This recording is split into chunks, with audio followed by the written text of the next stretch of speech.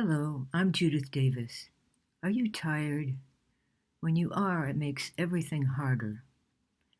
You'd like to feel rested and energetic, but lots of things get in the way.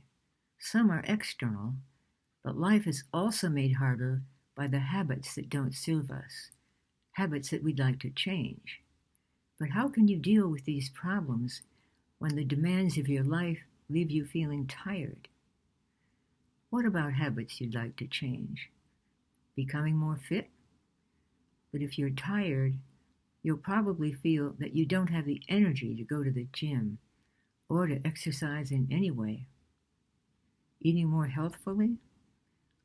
We're told to forego the middle aisles of the grocery store, where all the processed foods live, and stick to the outer perimeter with the fresh vegetables and meats. That means more cooking. And if we're tired, do we have the energy to do that? What about procrastinating?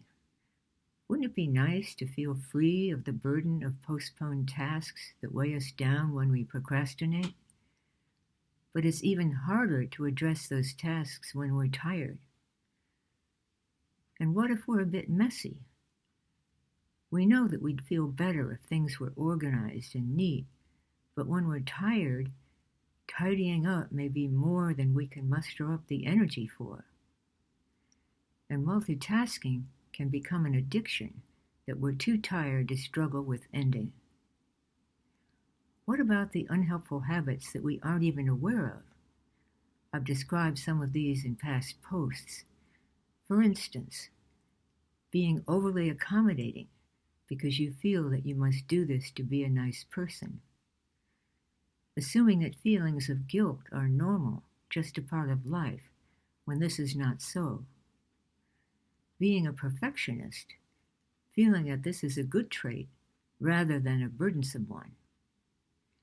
These take energy that increases fatigue. Ironically, the maladaptive habits that we feel too tired to try to change make us even more tired because they hang over our heads as things we should change or take care of. Why is it more likely now for us to be tired? Changes in our culture have made things harder for us. When I was growing up, one income, usually the man's, was enough to support the family. The partner, usually the woman, stayed home and did the housework. Except when their children were young, they were both able to relax in the evening. Now it seems that one income isn't enough, and also both partners may wish to have paying jobs. But with both partners working outside the home, when does the housework get done? And when do the errands get done? More work for both, more fatigue. Changes in the business culture have resulted in putting more pressure on employees to do more with less and without an increase in their salary.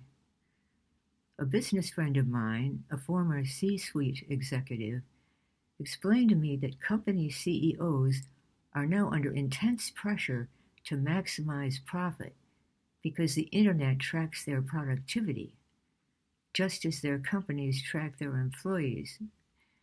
The CEOs must answer to their boards of directors and their stockholders, who have more data about the company's performance. I imagine that the CEOs must feel just as tired as the employees.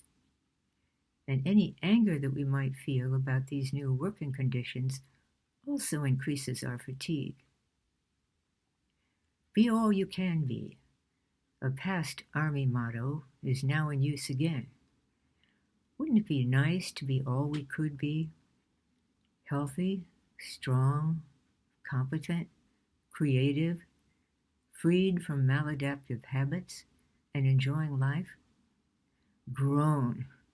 Who has the energy to accomplish all that? There is a way. It's possible to create a new mental pathway in your mind that can accomplish all that for you. I call it an inner guide. It has special powers that enable it to gradually end discomforts, and solve problems. All you need to do is create your own inner guide and then do self-hypnosis, identical to certain forms of meditation, regularly.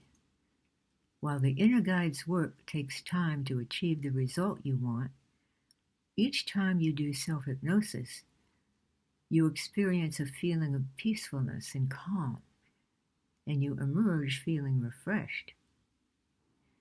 If you would like to acquire your own inner guide, you can acquire one free by going to the link below.